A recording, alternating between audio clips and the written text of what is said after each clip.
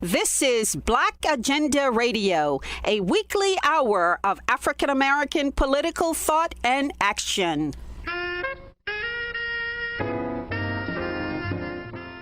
Welcome to the radio magazine that brings you news, commentary, and analysis from a Black left perspective. I'm Margaret Kimberley, along with my co-host Glen Ford. Coming up, most Americans have been led to believe that the only purpose of political parties is to win elections. But a Black party in Maryland believes its main mission is to organize the people. And Black people that immigrate to the United States from elsewhere in the diaspora inherit the historical legacies of Black Americans, but also bring their own perspectives on liberation. We'll hear from a multicultural scholar born in Nigeria. But first, politically active Black teachers have created a 21st century version of freedom schools to prepare a new generation for struggle. Peh-TAY Lindsay is a California teacher and a founder of the Ida B. Wells Education Project. We are a Black-led multicultural collective of classroom educators who are dedicated to centering and upholding and building movements for Black liberation, but also liberation of all oppressed people from our classrooms and communities. So the idea is that, teachers are frequently told that, you have to be neutral in education, you have to be unbiased. But we know that there's nothing neutral or unbiased about education in racist America. And we're refusing to be neutral. We're teaching for justice. We're teaching for liberation. We're teaching for inspiration for people who are going to organize and change the world. Yes, I get the impression that this is largely an outgrowth of what's called the Black Lives Matter movement. I do. In many ways, we started over the summer in June of 2020, and absolutely, it was in the midst of this worldwide uprising for Black liberation, this worldwide uprising against racism. And a lot of teachers were asking, what can I do? How can I be a part of this movement? In addition, we were dealing with this COVID crisis in our schools that really isolated a lot of teachers. It really removed a lot of teachers from the community support and structures that we're used to having. And so a lot of our organizers looked at this kind of dual crisis in the teacher community where teachers were saying, what do I do? I want to join the struggle against liberation. I want to build this in my classroom. How do I do it? And also teachers just really needing to talk to each other and build together. So absolutely, we formed in June of 2020. We had started with a working group of 25 educators from around the country. These are people who have been leaders in their communities, people who have done union struggles, people who have led the fight for ethnic studies in their district, and people who have a lot of experience teaching about movements for liberation or teaching about oppression in ways that empower young people. And so, a lot of teachers are talking about what do we do? What do we do? Some of us know what to do, right? Some of us have been doing this for a long time. We've been organizing, we've been building from our classrooms. And so we decided to step up and say, hey, join this organization. Here's what we're going to do. So over the summer, we started with the idea of centering Black liberation movements in our curriculum. So we started a Summer Humanities Institute for teachers. And part of this is to, kind of provide some definition to that big field of anti-racist education that I think is kind of poorly defined. So when we started talking about what is anti-racist education, we talked about what is it that actually wins the struggle against racism. What actually wins is movements. It's organizing, right? And so we started looking at ways to center those movements in our classrooms. So we started off with a Summer Institute for Teachers, where we're teaching them about three major moments in the Black liberation struggle. Our first unit was on Haiti, the Haitian Revolution and resistance in the Caribbean. Our second unit was on Harlem in the 1920s and 30s, the Harlem Renaissance and the New Negro movement, all of that. And our third unit was on the Black Power movement, and we centered that one on the writings of Assata Shakur. This sounds very much like a new kind of freedom school, of which there have been many versions over the years. That is exactly what I said in the pitch when I was recruiting people. I said I would like to do a freedom school. Exactly. But for educators specifically, I think that, a lot of educators right now, they want to teach Black history. But according to a study by the National Museum of African American History, Black history is only about 8 to 9% of content in U.S. history classes across the country. And so I think that a lot of teachers, they really want to teach it, but they don't know how. They just don't have that information. And so we're here to provide, the background, we're here to provide the resources, and we're here to, help teachers develop lessons and resources that will center these movements in their classrooms. You say that your lessons are student-driven and inquiry-based. What's that mean? Yes. So we definitely believe a lot in what's known as culturally responsive learning, in student-driven learning, and in inquiry-based learning. And these are really important tenets for teaching. It's getting away from that kind of didactic lecture structure, or, as Paulo Freire says, the banking model, the idea that, your students know nothing, you know everything, you come in and you lecture them about everything. It's more about creating a dynamic environment in your classroom and building from where your students are at and building in a way that empowers them. So usually what inquiry-based learning means is that you start with a question and you use that question to structure your investigation of the topic. So for example, when I do my unit on slavery, I currently teach U.S. history, AP U.S. history, and African American studies in high school in Los Angeles. And so when I do my first unit on slavery, our inquiry question is, how did Africans resist and preserve their humanity in the institution of slavery, right? And so our through line for that unit is African resistance, and that's what we're investigating. That's what we're studying.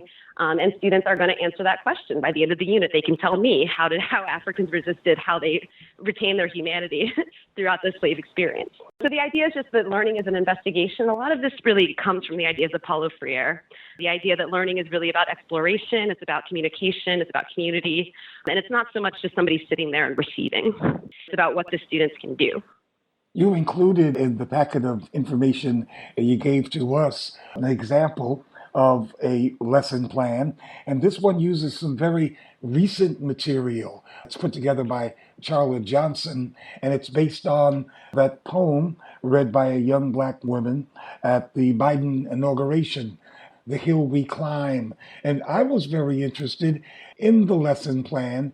It says it discovers connections between Ms. Gorman's poem and other pieces of American political rhetoric, including pieces by Malcolm X, Martin Luther King, Michelle Obama, but also one of my favorite people, Richard Pryor. So please tell me how Richard Pryor can be useful in the classroom.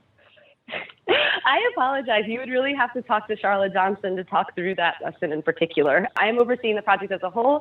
I can't speak specifically about lesson, but I can tell you that when I met Charlotte Johnson, she's an incredible educator, by the way, and somebody with a really strong sense of both like the Black history and literature tradition, and also a really strong sense of how to operate in the classroom, like classroom dynamics and building with students. But when I first met her, she was presenting a lesson at a conference, and it was a lesson that involved, the Black tradition of like storytelling, and then it goes into talking about Rudy Ray Moore. And I had never seen anybody talk about Rudy Ray Moore in a classroom context before, and I was impressed. And so I'm not surprised that Richard Pryor ended up in this as well. Charlotte is definitely somebody who will find a wide variety of sources that you would not normally see in a classroom lesson and make sure that people are engaging with that in an authentic way. You cited a study that showed only 8 to 9% of classroom time is dedicated to Black history. In my experience, it's much less than that and closer to zero.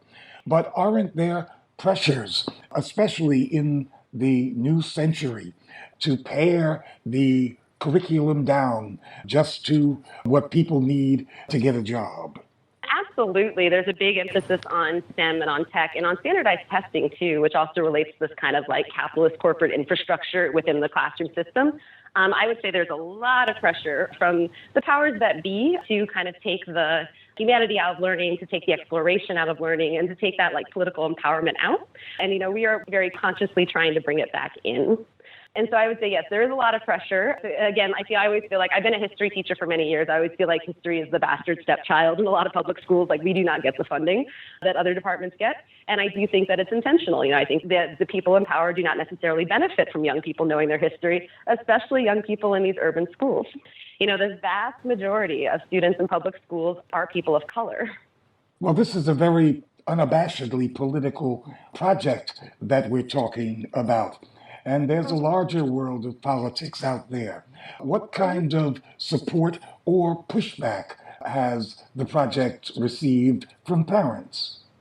We've gotten a lot of support from parents, but it's obviously about who you're talking to. Black parents are very eager to see classroom materials that center and celebrate Black life resistance and Black life. Because we know that, you mentioned that Black history is rarely taught in schools. I would say that even to the extent that it's taught, it's often very disempowering. They'll point to one great leader and say, he did great things, don't ask any more questions, And a lot of teachers will just harp and go in and on and on and on about the centuries of oppression, but they're not really telling you what people did. They're not telling you about the empowering part, the organizing part, the resisting part, because, that stuff can get a little bit radical. That stuff can get scary to the people who are designing some of these curriculum and classes. So just to say that, we've actually had really positive responses, but at this point, what we're mostly hearing from are parents who are very, very, very supportive.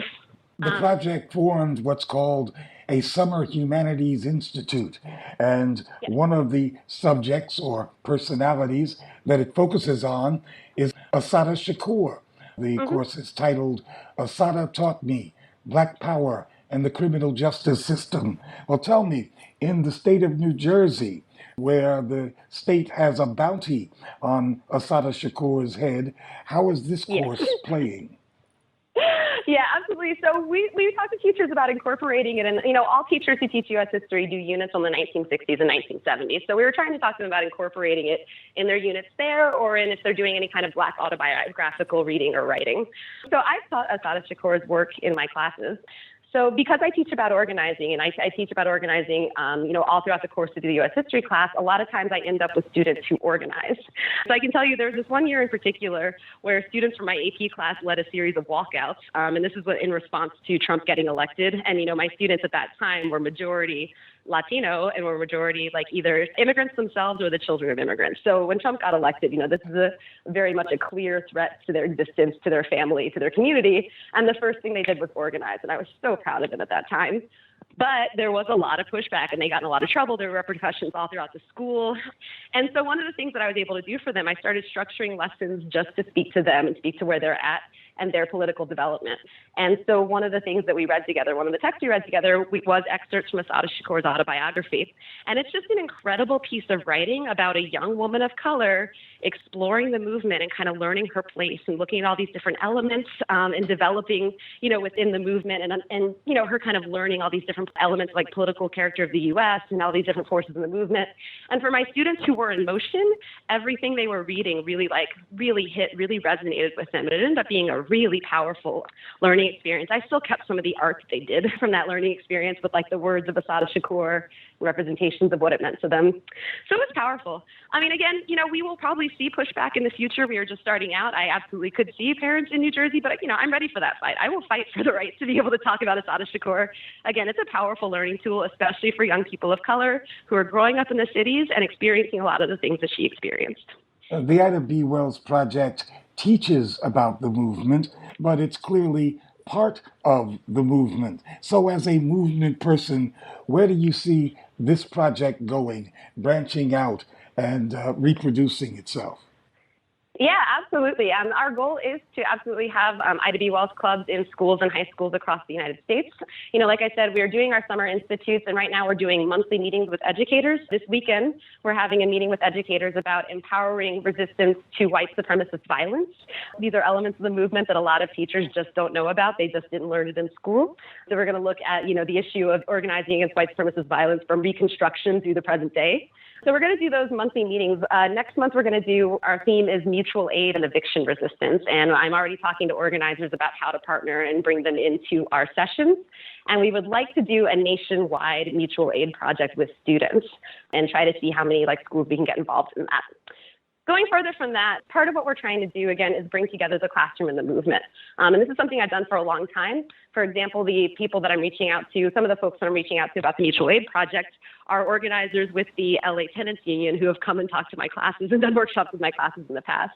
So we're always looking for new organizations to partner with and, for ways for us to support those organizations from our classroom and those movements from our classroom. But we are looking to do more of that sort of thing in the future. Some other stuff we would like to do, and this is all a little bit far off. We are new, we're just getting started, but we are very interested in doing freedom schools for young people as well.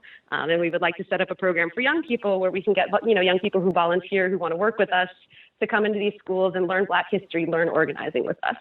So our most popular lesson series so far is the Lovecraft Country lesson series, where, a lot of people around the country were watching the show Lovecraft Country earlier in the fall. And we're talking about, the Lovecraft Country show references a lot of things in Black history. It references a lot of oppression. It references a lot of dark history as well. But we saw that a lot of people were watching the show and going, I never knew about that thing. I never learned about that thing. Why didn't I learn that in school? And we were like, I already teach about this stuff. Let's make these lessons. And so we have a very popular lesson series that I recommend that folks check out, where we took things that were represented in Lovecraft Country and expanded them into lessons for classroom educators. And if it's okay, I'd like to talk for a minute about my first Lovecraft Country lesson to give you a sense of what we're looking at.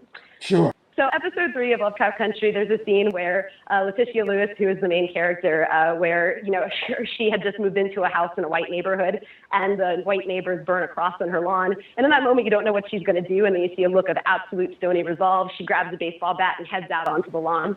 And for me, that was an incredible moment because it really reminded me of a lot of women in the Black freedom struggle. Like when I saw her face, I thought about Gloria Richardson and that incredible iconic photo where she's slapping away the National Guard, the National Guard's guns and bayonets.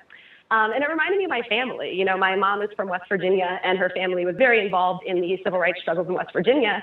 And, when it came to things like white supremacists, they did not back down.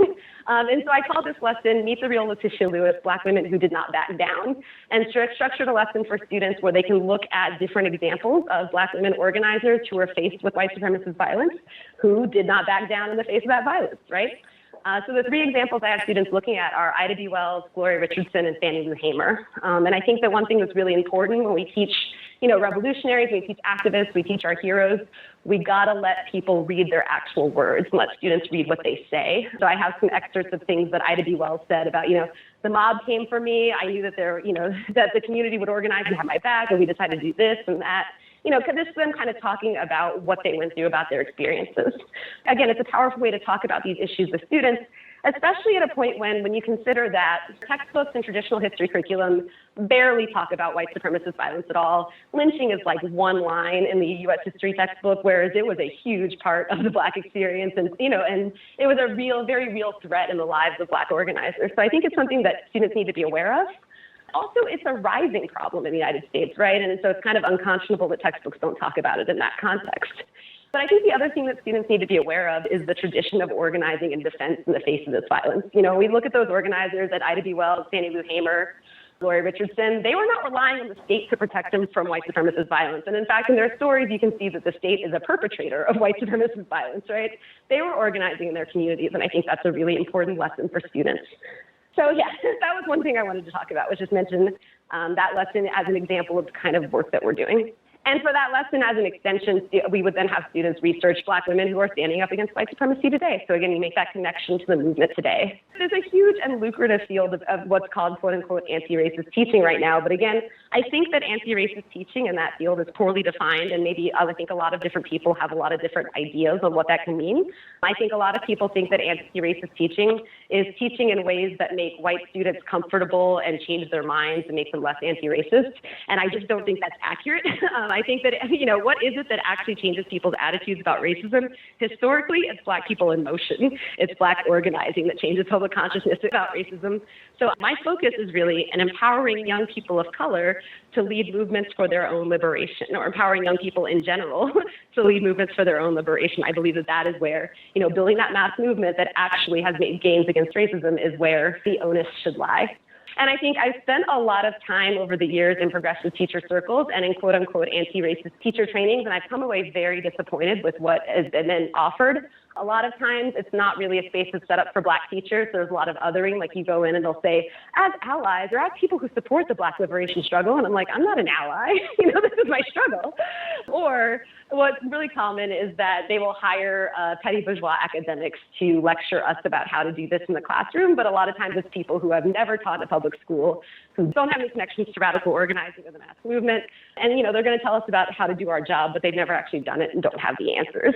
So that's part of why I really wanted to start a collective that empowers the classroom educator to lead in this field. Because again, there are a lot of us who have been organizing, been doing this work in the classroom, who have a lot of really practical experience and tips to share, but who are not getting the backing from these official sources, who are not being brought in by these official institutions to lead these official trainings that so many teachers get shunted into. That was Peh-TAY Lindsay of the Ida B. Wells Education Project.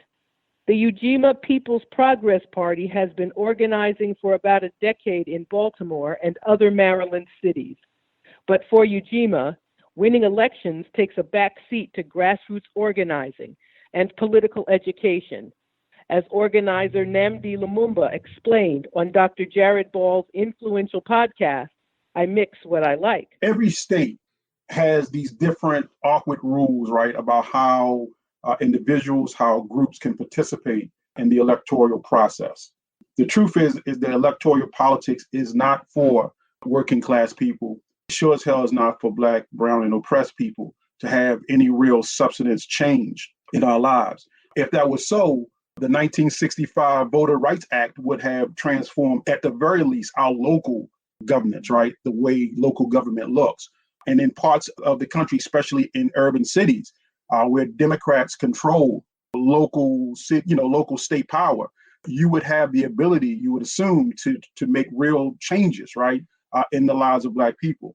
The problem is that we don't understand clearly that elections are not struggles for democracy, it's struggles for control of the state, usually by the ruling class, right? As long as capitalism is dominated over the economic system, as long as there's a capitalist class that is wealthy beyond people's imagination, as long as the system is in place, the electoral politics is not set up to make a real difference in people's lives. And it's sad because so many people, just a few months ago, we witnessed people crying to see some old capitalist agent get put into office, one who we've already known his history as being anti-Black and an imperialist. For so long, Black people have engaged in hope that these things would transform our lives.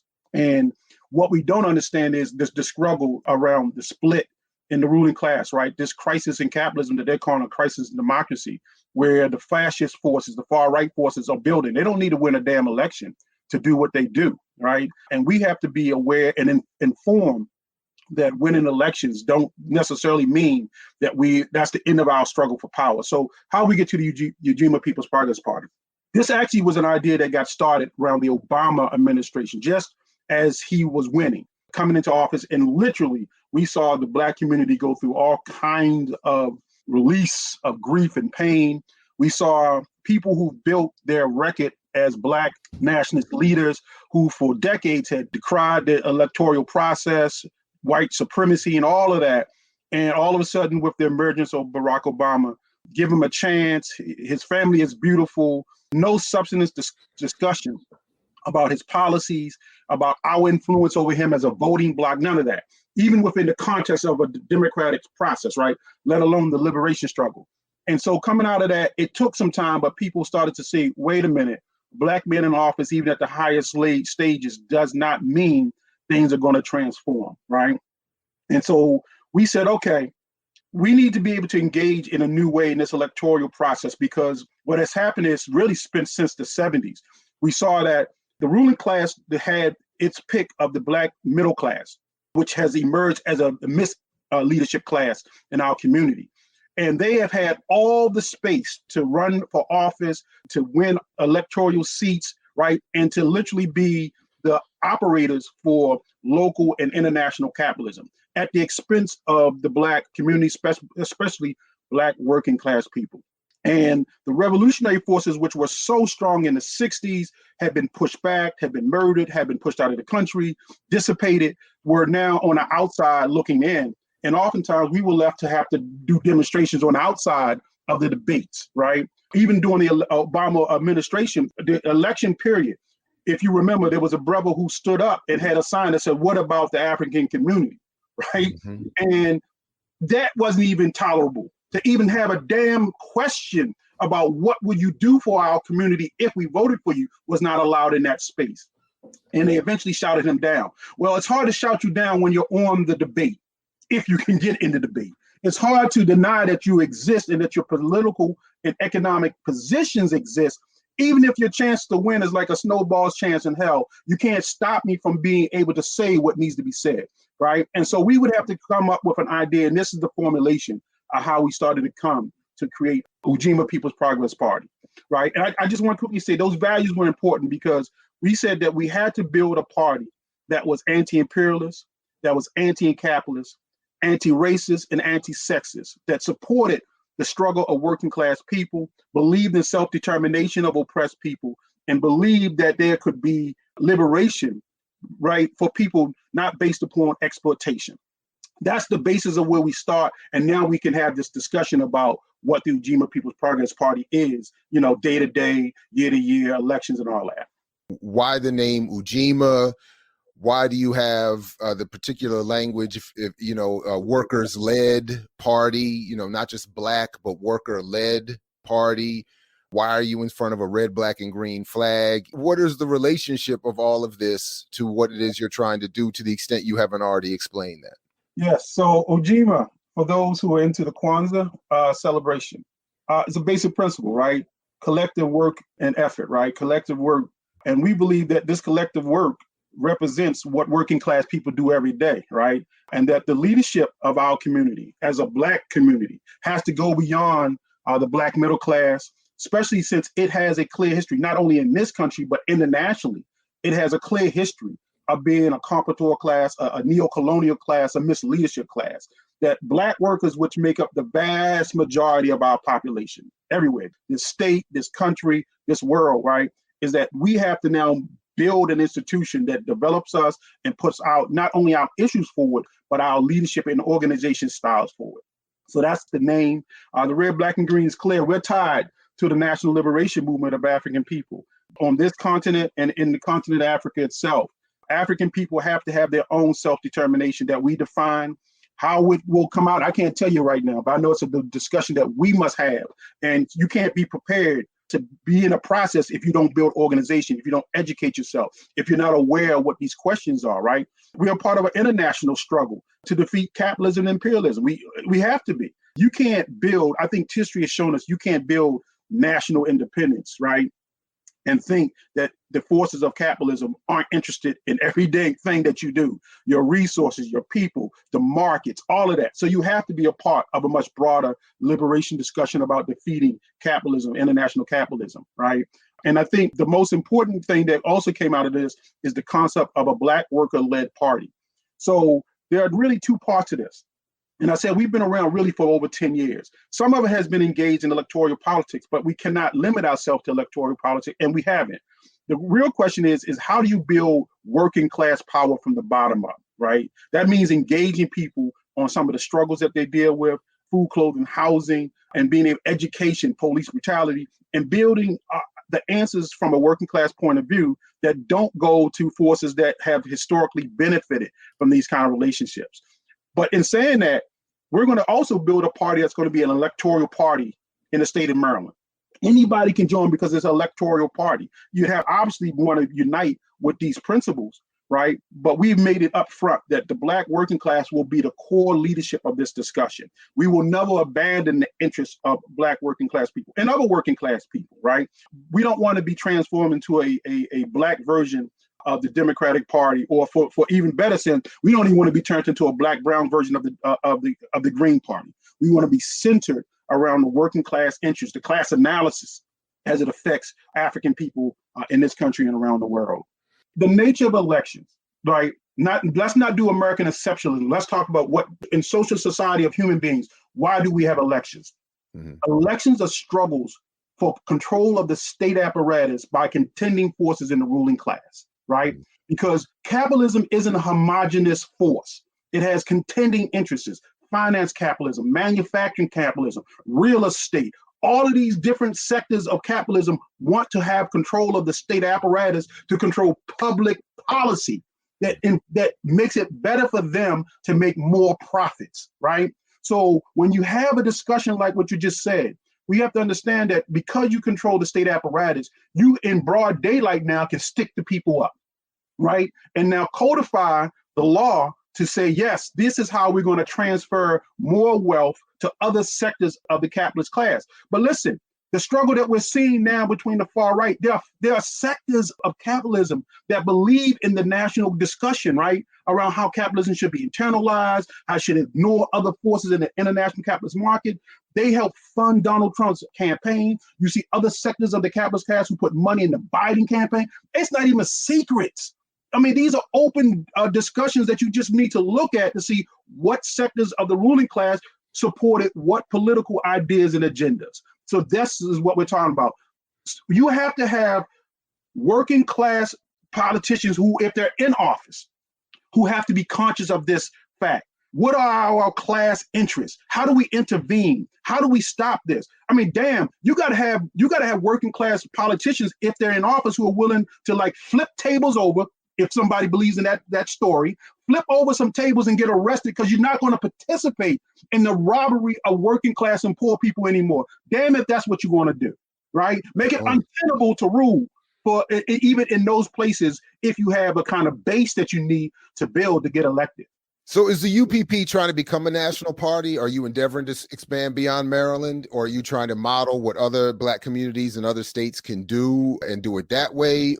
Yes. What are you trying to do? Obviously on the state level, and we really resisted, quote unquote, expanding, because the truth is it's contradictions trying to make this happen. There are contradictions that make this happen. Some of it's state level and some of it is organizational capacity, what the masses are ready for. But we've always been in contact with other forces that are emerging around the country who are trying to do exactly the same thing, right? We're engaging them all the time. I think there's going to have to be a part where we can't stay fractionalized like this. We have to be able to come together and say, what is it that we need to do to build a working class electoral party that represents Black people, right? And we've even been approached by other forces outside of the African community who want to have this discussion. And we've talked to them, but we cannot give up our independent struggle and a need to have self-organization. It's a part of the process. We have to be willing to have a national party, right? But it comes from the bottom up, which means at the state and local level, we have to build capacity. How does the UPP deal with the question of gender, sexuality, and sexuality-based exploitation and oppression, specifically within Black communities? I think this is a really, really important question. And I think it's going to be one of the most transformational questions for our community. The fact is that at the very least, there are more people who are non-men, right, who are oppressed, who are African by their system of imperialism, colonialism, and capitalism. And if that majority is not a part of leadership and having real control over the movement, then you're not going to have a liberation movement. We can't build a movement of liberation that is on top of gender exploitation. We cannot. And we are open to that question. And I think we are ourselves being evolved by the discussion. It is an internal discussion that we are always talking about. I think we continue to learn about that.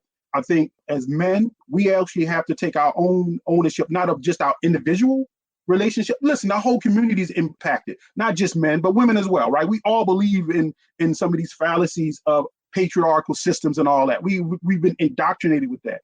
But specifically, men have to also check each other.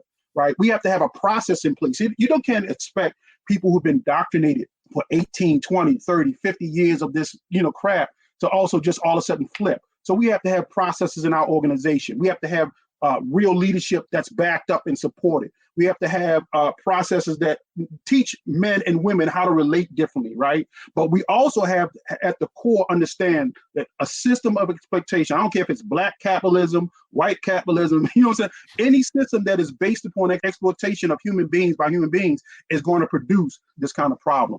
Are you trying to win elections, and are you trying to give credibility, or do you think this effort gives credibility to the system?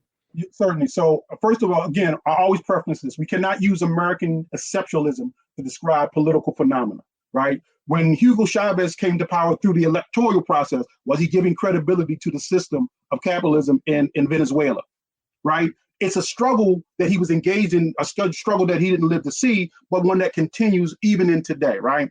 So our big question for us isn't whether we win or lose elections, it's do we win power, right? The electoral process has been defined totally by the bourgeoisie. So their definition of winning an election is you have to have more votes and therefore you get in office to do nothing. Here we are in Maryland, a state that is run by the Democratic Party. Here we are in Baltimore City with no Republicans on the city council. What would it be possible if one radical politician wins the election? What policy are we going to get through? What struggle are we going to be able to win as a part of that body, right? That's realistic. So we have to understand that the struggle isn't to win an election per se. It is to win power. If you can run an election and build 100, 200, 300 new people into organizational capacity around food, clothing, and housing, and you lost the election, then you just win power? What we have today is a model that even people who are tied to organizational capacity, right? We run elections and we say what we have to say, and then after the election, everything disperses and there's no consolidation of that base. We have to fix that. We have to train ourselves. We have to build organizational capacity that teaches people, no. Every name that you get call those people back and get them organized. Then win an election. Matter of fact, 2 or 4 years later, you got a base. So when you run somebody else, you can go back and say, we have power to put people in office, right? We have to have a long-term view, not this short-term view. We're in a struggle for power, not just to win elections. So to that end, what is the sort of day-to-day of the UPP? How do people get in touch? What is it like once you become a member? Are there, meetings or monthly, weekly? What projects, programs? What is the day-to-day building of that organization looking like? Yeah, certainly. So, first of all, we're involved with community type activity. Mutual aid has obviously been very much needed, especially with the COVID-19 crisis going on. Being able to help communities get necessary food, PPE materials, toiletries that they need in their community has been a big part of what we're doing. The comrades who've come out of that work are now looking at having a community refrigerator that's available in the community. Take what you need, give what you can. That's free to the community. We're working on Gloria Richardson Community Gardening Project. Sister Gloria Richardson, who was a native of Maryland, who's still alive, who really set a strong example. We're looking at how do we build a network, family-oriented, food plot. How do we teach ourselves to feed ourselves? I don't expect a garden in your backyard to feed your whole family, but it also helps when times get a little tighter. Maybe you want to trade what you grow, your tomatoes, for somebody's watermelons. We can also do things with ourselves that don't need the capitalist system for us to maintain ourselves. We also have a political education process, which is really, really key. Civics education, which is like mass-based for the communities, something that we had planned in 2020 to actually go on the road, if you will, go to community associations, go to schools, and have a presentation that would give people a quick working class intro to civics, right? Because civics is gone in most public education. And even when you got that, it was a bourgeoisie's version of what civics was supposed to be. We have political education for people who join the party, who want to have deeper discussions about economic systems and systems of exploitation. What does liberation look like? All these kind of questions that need to be asked. You need to develop a cadre, right, that can not only answer these questions, but implement these answers. That was Nnamdi Lumumba of the Ujima People's Progress Party speaking from Baltimore. Kovi Diakalo is a writer and scholar born in Nigeria who specializes in culture and identity. Her recent article is titled, "We Can't Talk About Immigration Without Acknowledging Black Immigrants." Diakalo says the period of the Harlem Renaissance was a turning point in Black American politics and culture, partly because of the influence of Black immigrants. When I think of Harlem in particular, Harlem does represent, the Harlem Renaissance certainly represents this point of migration in which people from the American South, Black people from the American South, as well as Black Northerners who have been there, and then people who have migrated, Black people from the Caribbean and the rest of the Americas, they sort of meet in Harlem, and it becomes this mecca, if you will, of this exchange of culture.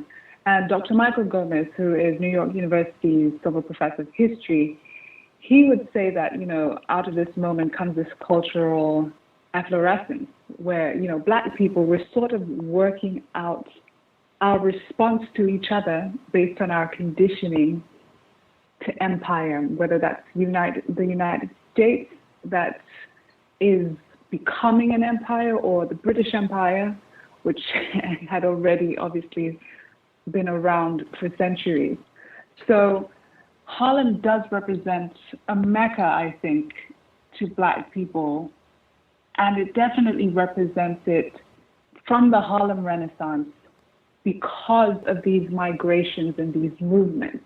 And I think out of that comes a very important Black history period, not just in the United States, but globally. It's a global Black period, really, and it influences Black people in the United States, as well as in Paris, as well as in West Africa.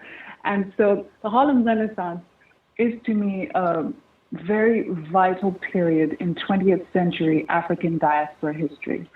And of course, many of the most important activists, political activists in Harlem or based in Harlem were from the diaspora, as well as many of the cultural workers, which gave the Harlem Renaissance a different kind of quality and germinated a different kind of politics.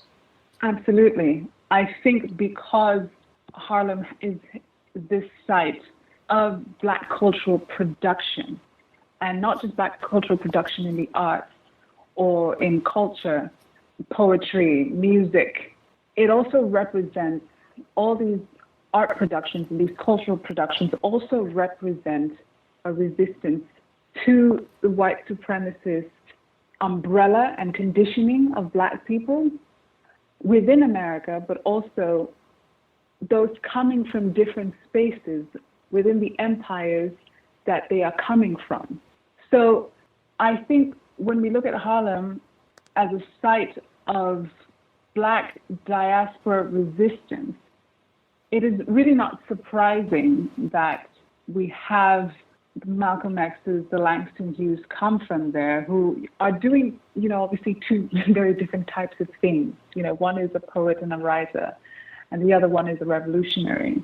But in some ways, they kind of are both representative of what Harlem means to Black diaspora.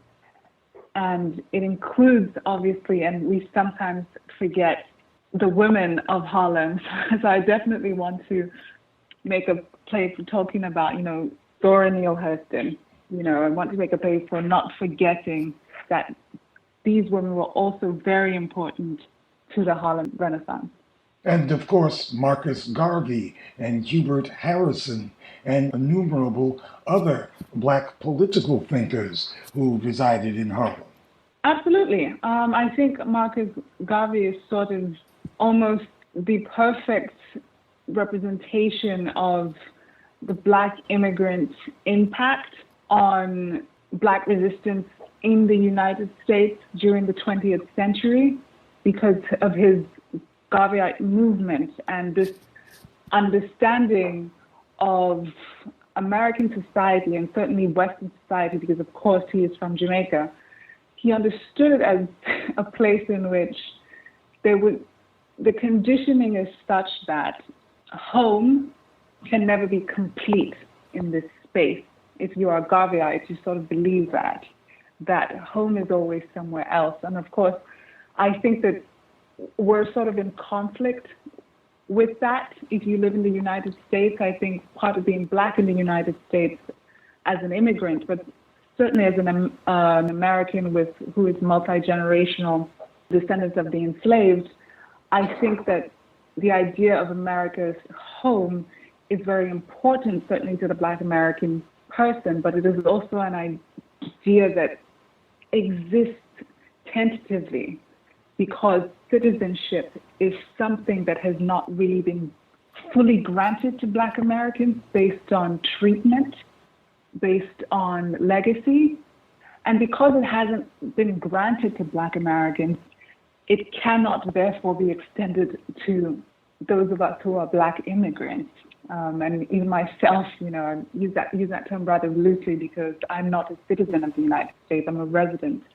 But I think when we look at the identities, we have to be very honest about how, whether you're a Black American who is a descendant of enslaved people, or you're a Black immigrant with very recent migration to the United States, whether it's you or it's your parents or even your grandparents, I think we have to be very clear that our presence in this country, for different reasons, is tenuous and it's tentative. Yes, not even being recognized popularly as part of the immigration. And the immigrant story is told, as it is told, it goes straight from Ellis Island down to the Jewish Lower East Side, or Italian neighborhoods in Brooklyn, or the story of an older migration of Irish, but doesn't even deal with the diaspora. Absolutely. I think my sort of understanding and what I've come to realize is it's very difficult to talk about Black immigrants in American society because Black immigrant stories are inherently tied to Black American legacy in the United States. And because Black American legacy is tied to the stain of slavery in this country, because Black Americans are not immigrants, immigration is a very complicated matter.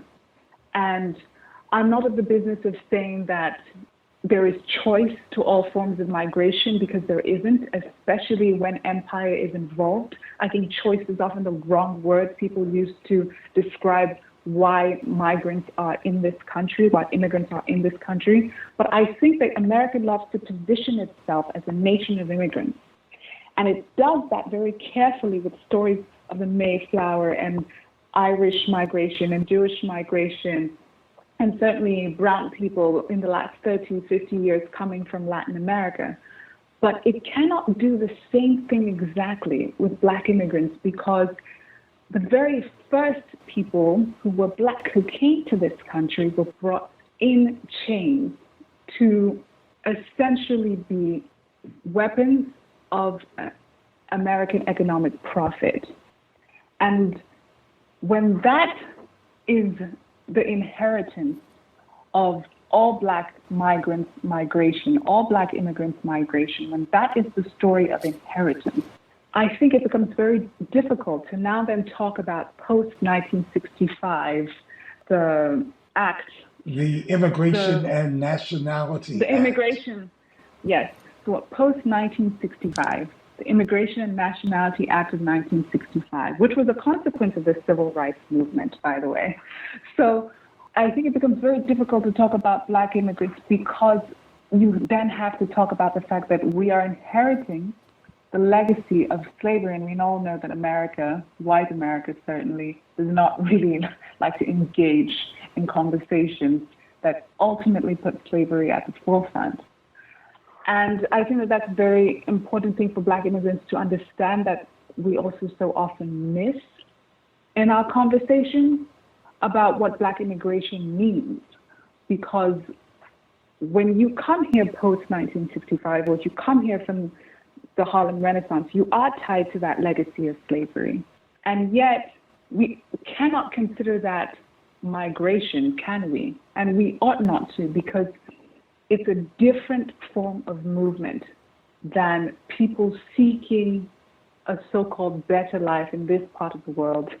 And obviously, to the detriment of the natives who were in this part of the world. And I think that that's an aspect to the story that's often overlooked as well.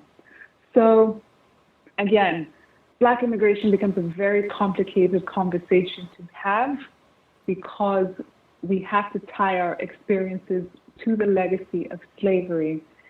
And we all know that we cannot, in the American context, consider Black Americans who are multi-generational descendants of enslaved people migrants. It's sort of like when America loves to talk about this is a nation of immigrants, the nation of immigrants. Sure enough to some extent, but we are overlooking that we also have Native Americans who are not immigrants, and we have Black Americans, descendants of the enslaved, who are not immigrants, and that is the inheritance of, the latter is the inheritance of Black immigrants. And these Black folks who come to the United States are integrated into a different America than the non-Blacks. They become Black Americans. I think so, and I think we're sort of in a period where we're working out what that really means. I think as certainly the face of Black immigrants has sort of made its way into popular culture, I would say specifically, we're sort of working out what does that mean for Black America as a whole, because we know from history that there have been many Black migrants who have been public figures in the country. We think about, for example, Kamala Harris now. Her Blackness, she is biracial, but her Blackness is situated in a different country in terms of its origins, even though, of course, she was born here. And we think of someone like Colin Powell, who, again, these are American citizens who are born here, but their blackness does derive from enslaved people in the Caribbean. So when we talk about inheriting, I want to be very careful that we don't necessarily inherit the sort of genetics, the entirety of the story of the Black American enslaved experience. We're not inheriting that as Black immigrants. What we are inheriting, however, is the legacy of it and the racism of it and the conditions of it. Once we are now Black in America, you kind of are now under that particular microscope to some extent. And so I think it's a very complex conversation. So I want to be sure to make it clear that I'm not saying that we are inheriting the stories and the genetics and the pain, but we are inheriting the legacy of that. And I think that there is a difference between those two statements. And of course, there is some friction between these groups. I hear constantly from Black folks from elsewhere in their countries and here the criticism that Black Americans have a chip on their shoulder politically. I think that I have heard those conversations as well. And I think there is something to be said about, in the first place, Black Americans to the rest of the diaspora, and I think sometimes this gets lost in translation, in conversation, to the rest of the diaspora, especially the rest of the diaspora that comes from Black majority countries, Black Americans are seen as American. And because they are seen as American, they're seen as part of empire. And when you have that citizenship to empire, however tentative it might be, your culture, your causes, your identity is simply made more hyper-visible. And that is through no fault of Black Americans. It is just the consequence of having citizenship in empire. However, I don't think the word chip on the shoulder is necessarily how I would describe it. I would simply describe it as, it's very tough to have these conversations because within the American context, the United States context, Black Americans are an oppressed people. They have a legacy of oppression that spans centuries, as do other groups of people. And I think from the perspective of other groups of people, because of that relationship to empire, it's sort of viewed as, well, Black Americans seemed to be, their suffering seems to take up a lot of space in the Black diaspora. But that has everything to do with American citizenship and not necessarily to do with the specific Black American identity. I view it, again, not as a chip on a shoulder, but a reality of citizenship privilege.